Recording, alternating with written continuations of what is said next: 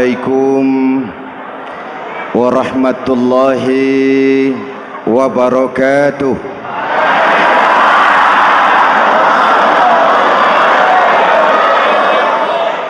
Alhamdulillahi rabbil alamin, wassalatu wassalamu ala ashrafil mursalin Sayyidina wa maulana Muhammadin wa ala alihi wa sahbihi ajmain, amma ba'du.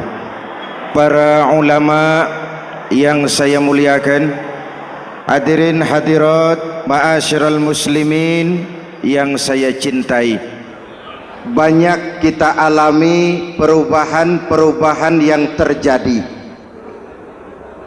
baik perubahan yang menyangkut sosial budaya, lebih-lebih yang menyangkut sosial politik. Yang tidak banyak mengalami perubahan adalah sosial ekonomi. Bahkan angka kemiskinan kita naik menjadi 3/5 dari total penduduk kita hidup di bawah garis kemiskinan, dan 20% diantaranya miskin mutlak.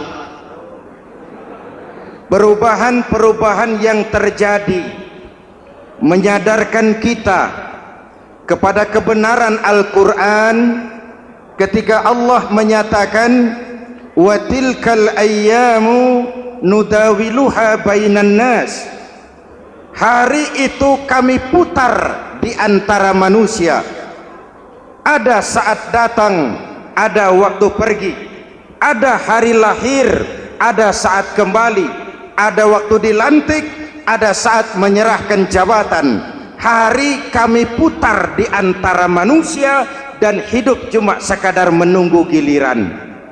Soalnya kemudian di tengah perubahan-perubahan yang terjadi begitu cepat, what must we do now?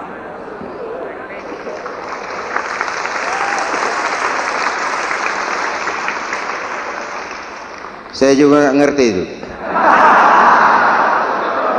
Yang penting kan penampilan. Saudara-saudara kaum muslimin di seluruh tanah air, jadi pemimpin adalah pelayan bagi orang yang dipimpinnya. Oke lah, perbaikan ekonomi, pembukaan lapangan kerja baru kita serahkan kepada pemerintah, karena kita percaya mereka orang-orang terpilih belaka yang dipilih dengan kepercayaan akan mampu membawa rakyat keluar dari kesulitan. Amin. Tugas kita sekarang di zaman susah meluruskan akidah. Jangan sampai mbah dukun yang naik ke permukaan. Betul? Islam misinya yang pertama membebaskan manusia dari kemusyrikan. 13 tahun Rasul berjuang di Makkah, menanamkan akidah, meluruskan keyakinan, membentuk iman. 13 tahun membebaskan manusia dari belenggu kemusyrikan. 13 tahun menanamkan la ilaha illallah Muhammadur Rasul dengan seluruh konsekuensinya. Kalau saya yakin tidak ada Tuhan selain Allah, saya tidak akan minta tolong kecuali hanya kepada Allah.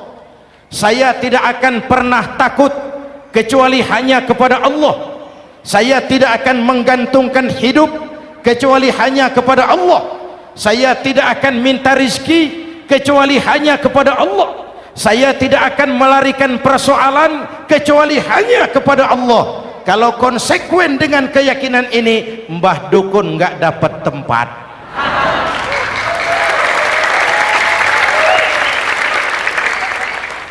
Akur?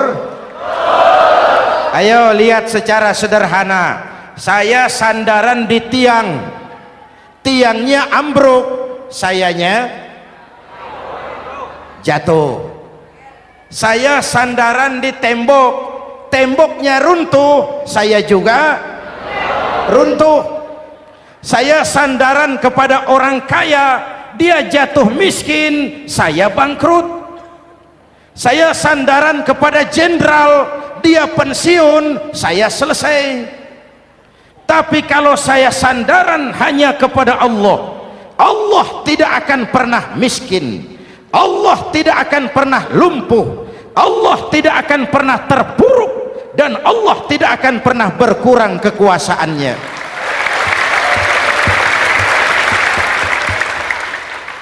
Maka umat Islam, sesulit apapun zaman yang kita hadapi, Allah juga tempat kita bersandar.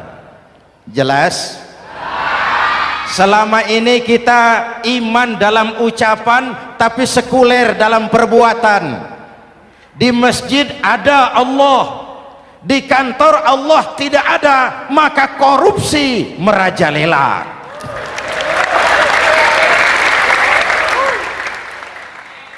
Di masjid ada Allah, di pasar Allah tidak ada, maka timbangan tetap curang. Kita iman dalam ucapan tapi sekuler dalam perbuatan. Oleh karena itu, sesulit apapun zaman yang kita hadapi, iman jugalah pegangan kita, Allah juga tempat kita bersandar. Boleh zaman berubah, akidah jangan sampai goyah. Karena iman kita hidup, untuk iman kita berjuang, dan dalam iman kita ingin kembali menghadap Allah Subhanahu. Selama ini manusia Indonesia kita lebih banyak diisi otaknya, hati sering kosong, agama dangkal, akidah rapuh, moral rendah. Memang kemudian muncul banyak orang-orang pintar, cuma sayang tidak benar. Indonesia kita bangkrut, Indonesia kita terpuruk, Indonesia kita sakit parah kalau diurus orang yang cuma pintar tapi tidak benar. Kita perlu orang-orang pintar, tapi kita lebih perlu orang benar. Jelas? Kalau cuma pintar tapi tidak benar, itu yang sering saya sampaikan, nanti disuruh ngurus beras malah nimbun beras.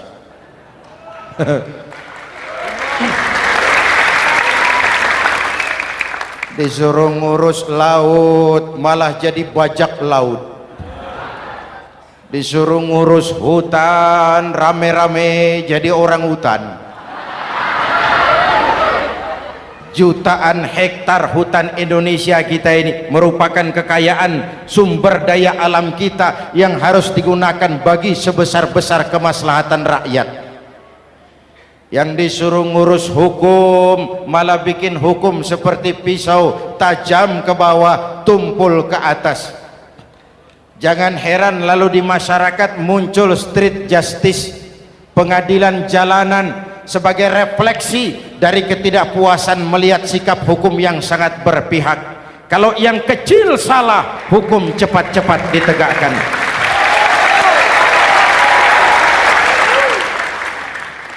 Lihat saja sekarang ini, kalau orang terkenal banyak uang punya masalah, antri yang bela. Betul? Tapi saudara lihat si Marsinah di Jawa Timur, si Sengkon dan Karta di Jawa Barat, si Udin Bernas wartawan Jogja terseok-seok mencari keadilan, sampai hari ini urusannya masih remeng-remeng. Kenapa bisa begitu? Jawabannya sederhana, tidak ada fulus. Ada fulus mulus, tidak ada fulus manfus. Betul? Jangan sampai para penegak hukum kita terjebak pada lagu baru, maju tak gentar membela yang bayar. Biar bertentangan dengan nurani, biar bertentangan dengan public opini, biar bertentangan dengan rasa keadilan. Siapa yang bayar itulah majikan, mau benar atau salah belain terus. Kalau seperti inilah hukum kita, mafioso keadilan akan tetap gentayangan.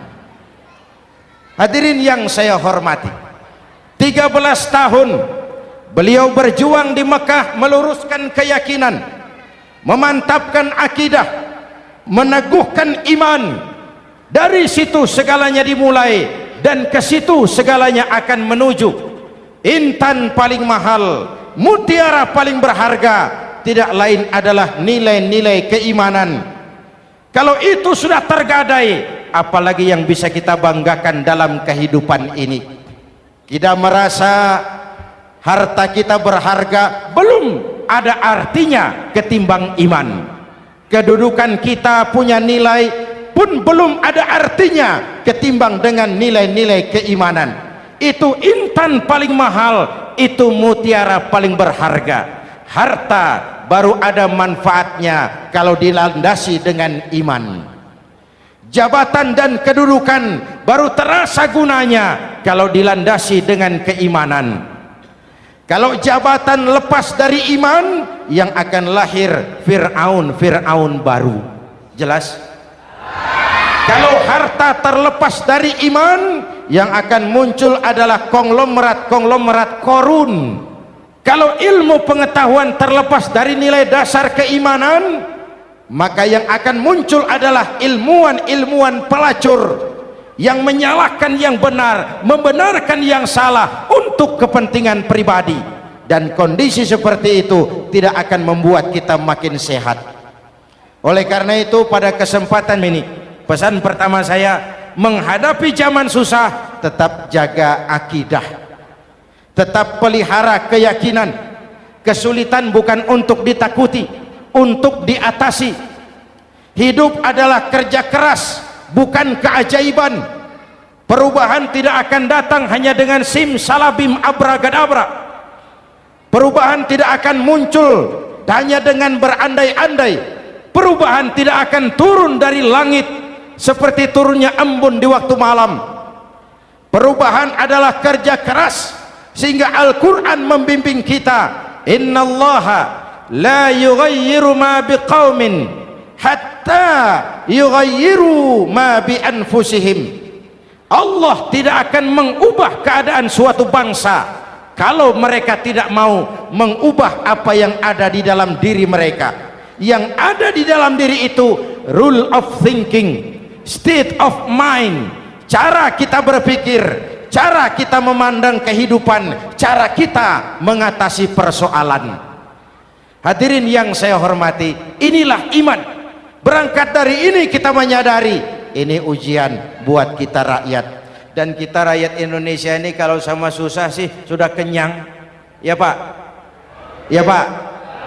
Kita ini sebagai bangsa mengalami apa yang disebut oleh Bung Karno up and down, naik turun, timbul tenggelam, pasang surut. 350 tahun dijajah oleh Belanda, kita susah. Berangkat Belanda masuk Jepang, susah lagi. Pergi Jepang, datang nikah, susah lagi. Lalu kita merdeka, dirongrong oleh berbagai pemberontakan, susah lagi. Makan bulgur, antri minyak. Lalu PKI berontak, susah lagi. Muncul orde baru, lama-lama susah lagi. Orde baru selesai, naik reformasi, mulai repot nasi, susah lagi.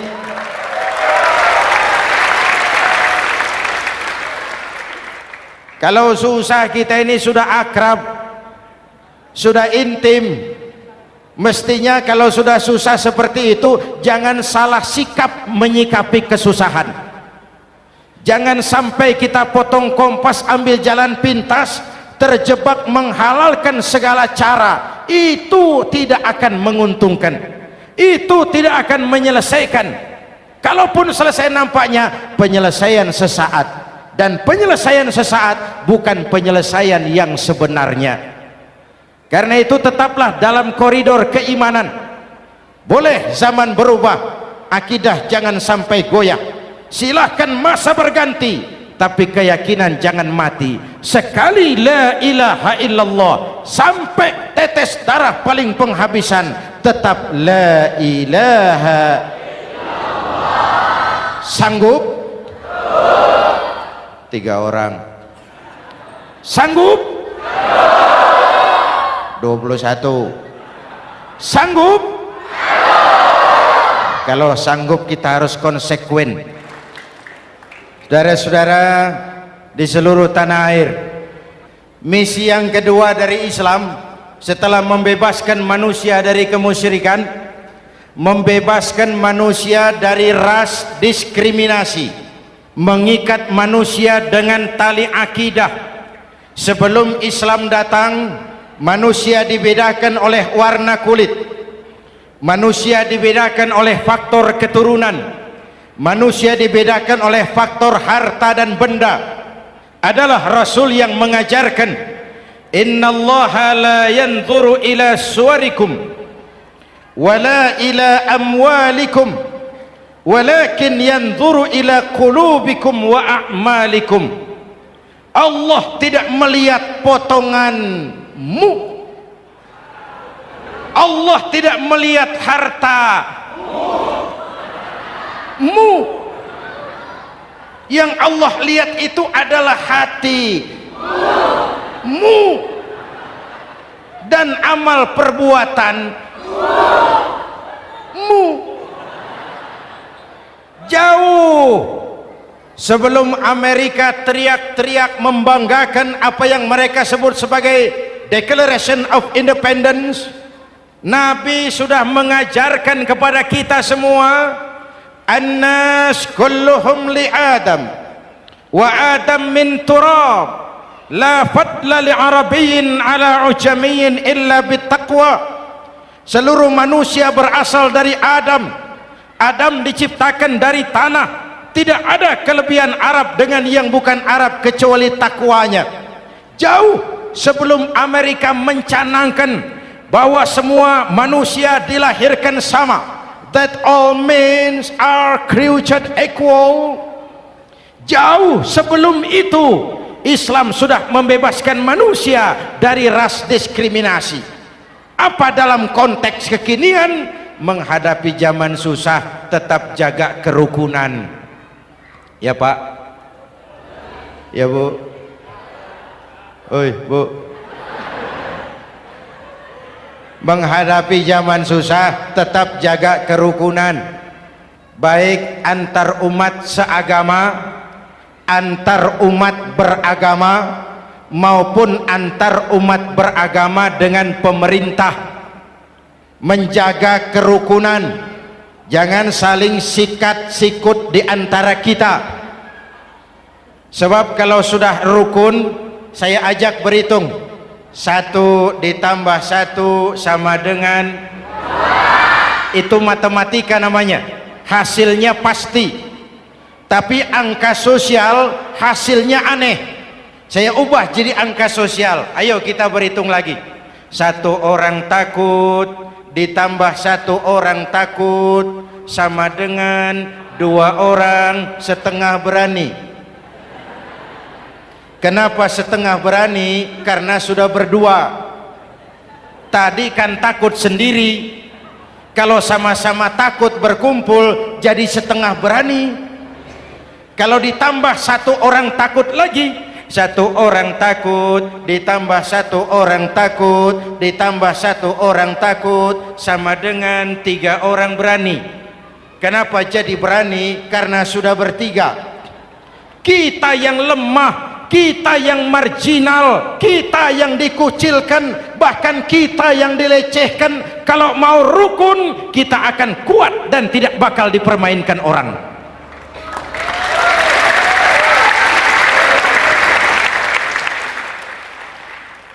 Tapi kalau rukunnya yang satu mau menikam yang lain, saya ajak berhitung lagi. Yuk berhitung yuk. 1 ekor ayam ditambah 1 ekor musang sama dengan 1 ekor musang. Kemana ayamnya? Dimakan musang. Betul nggak nih hitungan? Ayo kita hitung lagi. 1 ekor ayam ditambah 1 ekor musang sama dengan 1 ekor musang. Kemana ayamnya? Dimakan musang. Jadi kalau kita suka kumpul dengan orang yang mau makan kita, selesailah kita.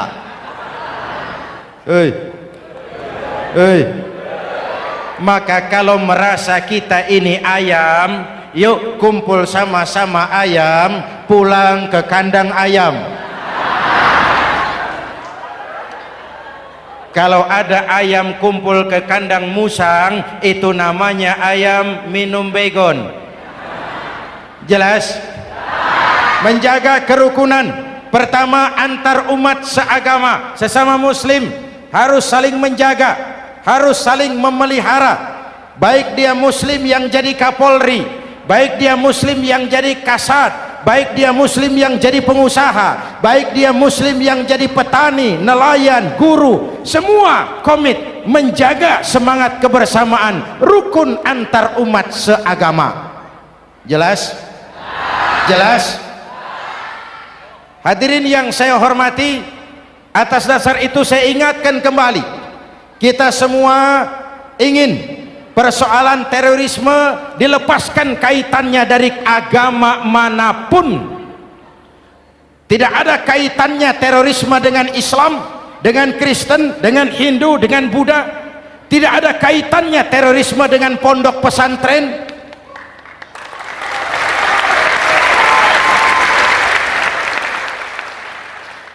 Jangan sampai pesantren jadi kambing hitam. Karena sejak zaman penjajahan, pesantren sudah terbukti memberikan kontribusi bagi perjuangan memerdekakan rakyat Indonesia. Rukun antar umat seagama. Yang kedua, rukun antar umat beragama. Islam ini rahmatan lil, jangankan manusia walaupun berbeda agama, binatang saja dihormati. Ada hadis, fa iza zabahtum fa ahsinuz zibhata. Kalau kamu menyembelih hewan, sembelihlah dengan cara yang terbaik. Jangan menyembelih ayam dengan pisau tumpul. Itu namanya tidak berperi kebinatangan. Yang kecil lagi, saudara buka babul istinja, makruh buang air kecil di tanah yang berlubang. Sebab apa? Pertama, menjaga kesehatan. Siapa tahu di lubang yang saudara buang air kecil itu ada gas beracun. Kalau tidak, melindungi binatang yang ada di dalam lubang. Siapa tahu di lubang yang saudara buang air kecil itu ada semut sedang rapat membahas terorisme. Apa dosanya lalu mati dikencingi? Ini namanya rahmatan lis semut. Binatang saja dilindungi. Maka perbedaan agama tidak harus menyebabkan kita bertolak belakang. Perbedaan agama bukan alasan untuk saling bermusuhan. Apalagi kita sudah menyadari tentang kemajemukan kita, tentang kebinekaan kita, tentang keragaman kita. Rukun antar umat beragama, saling menghormati, saling menghargai, tapi tetap dalam batas lakum dinukum. Lalu rukun antar umat beragama dengan pemerintah. Hadirin yang saya hormati, yang benar kita dukung, yang salah kita perbaiki dan kita tegur menurut cara-cara yang diajarkan oleh agama kita. Dan sholat berjamaah, pendidikan bernegara yang paling bagus. Tadi kita sholat ada imam, ada makmum, betul? Makmum wajib ikut imam kalau imam benar sholatnya. Rakyat wajib ikut pemimpin kalau pemimpin benar mimpinnya. Masyarakat Islam ini loyal, masyarakat Islam ini bukan pemberontak, masyarakat Islam ini taat dan setia. Kapan? Kalau imamnya benar. Imam takbir, makmum, imam ruku, makmum, imam i'tidal, makmum i'tidal, imam sujud, makmum. Tapi kalau imam keliru, mestinya imam ruku malah sujud, salah imam ini. Tegur. Siapa yang wajib negur? Makmum yang saf terdepan. Anggota DPR.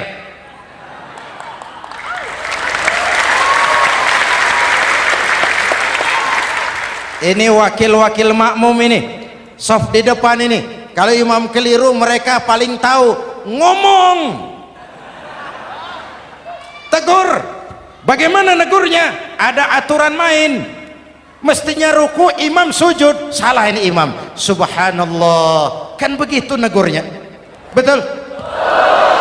Tidak boleh juga imam keliru, makmum emosi, main pegang. Woi makmum salah, hoi hoi, kacau sholat. Betul? Anggota dewan ini soft di depan, itu kalau imam keliru, satu saat imam buang angin. Namanya manusia bisa buang angin toh. Apa makmum lalu berkata, demi kesetiaan saya kepada imam, imam buang angin, saya lebih keras lagi. Itu namanya fanatisme buta, loyalitas yang goblok. Imam buang angin, minggir. Iyyaka na'budu wa iyyaka nasta'in. Sampai situ imam buang angin, minggir imam. Lalu saf yang di depan maju. Tidak usah bikin sholat baru, teruskan pekerjaan imam. Ihdinas siratal mustaqim, teruskan. Kenapa? Kalau bikin sholat baru lagi, nanti buang angin lagi, bikin lagi sholat. Kapan selesainya sholat? Kapan selesainya membangun negara ini? Yang penting imam tahu diri, buang angin, minggir.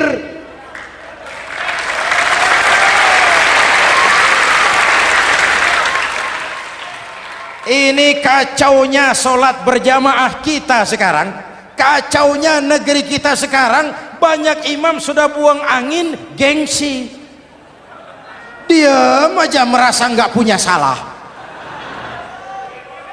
Dikasih tahu sama makmum, imam tadi buang angin ya, malah jawab sedikit. Apa kalau sedikit lalu tidak batal sholat itu? Mekanisme kehidupan sosial yang diatur lewat tuntunan sholat berjamaah, sehingga Nabi berpesan, kun imaman muta'an au ma'muman muti'an fala takun thalisan jazu'a. Kalau jadi pemimpin, jadilah pemimpin yang ditaati. Kalau jadi makmum, jadilah makmum yang mentaati. Jangan jadi golongan ketiga pemecah belah. Di depan tidak jalan, di belakang takut, ditaruh yang di tengah, di depan didorong, yang belakang ditendang. Ini namanya biang kerok. Saudara-saudara, dari uraian singkat ini saya ambil beberapa catatan pokok. Pertama, kalau ada intan paling mahal, kalau ada mutiara paling berharga dalam hidup kita, itu tidak lain adalah karena keyakinan. Hidup jadi indah, hidup jadi berharga, hidup jadi berarti kalau didasari atas sebuah keyakinan. Dan keyakinan itu tidak lain adalah nilai iman kita, akidah kita kepada Allah Subhanahu wa ta'ala. Yang kedua, tetap menjaga kerukunan. Sesulit apapun zaman yang kita hadapi, kita tetap harus menjaga semangat kebersamaan. Kita harus tetap menjadi lem perekat yang menjaga keutuhan, baik sebagai bangsa maupun sebagai umat. Perbedaan adalah wajar, harus dihormati. sebagai ciri kehidupan berdemokrasi. Tapi jangan perbedaan menjadi sebab kita bermusuhan, dan jangan perbedaan menyebabkan kita saling berpecah belah. Hormati perbedaan, jangan perbedaan dipandang sebagai permusuhan. Dengan akidah yang kuat dan kebersamaan yang kokoh, ayo kita hadapi kesulitan, kita atasi kesulitan, dan dengan kerja keras untuk menyongsong hari esok yang lebih pasti. Mari kita Fatihah. Semoga Allah memelihara kita bangsa Indonesia ala hadhihi niyyah wa ila hadratin nabi. Al-Fatihah.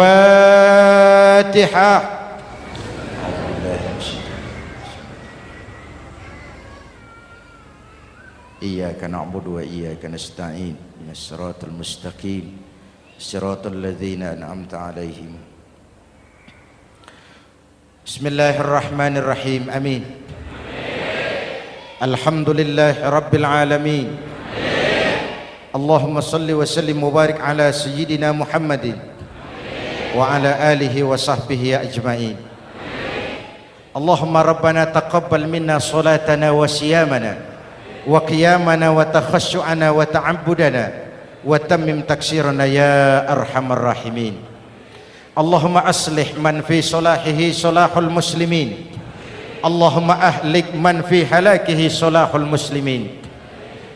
Allahumma Rabbana la tu'akhizna in nasina aw akhtana, Rabbana wa la tahmil alaina isran kama hamaltahu ala alladhina min qablina, Rabbana wa la tuhammilna ma la taqata lana bih, wa'fu anna waghfir lana warhamna anta maulana fansurna ala alqaumil kafirin.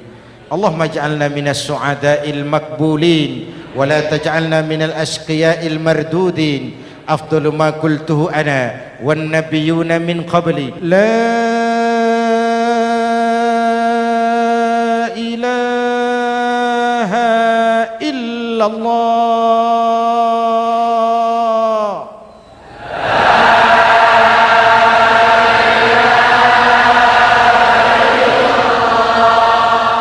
La ilaha illallah.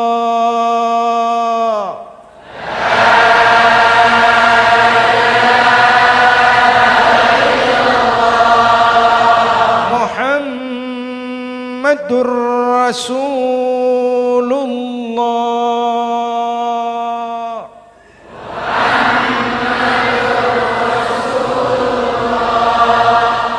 Sallallahu alaihi wa alihi wa sallam. Kalimatu haqqin 'alaiha nahya wa 'alaiha namut wa 'alaiha wa biha nub'atsu insyaallah minal aminin minal aminin minal aminin rahmatika ya arhamar rahimin.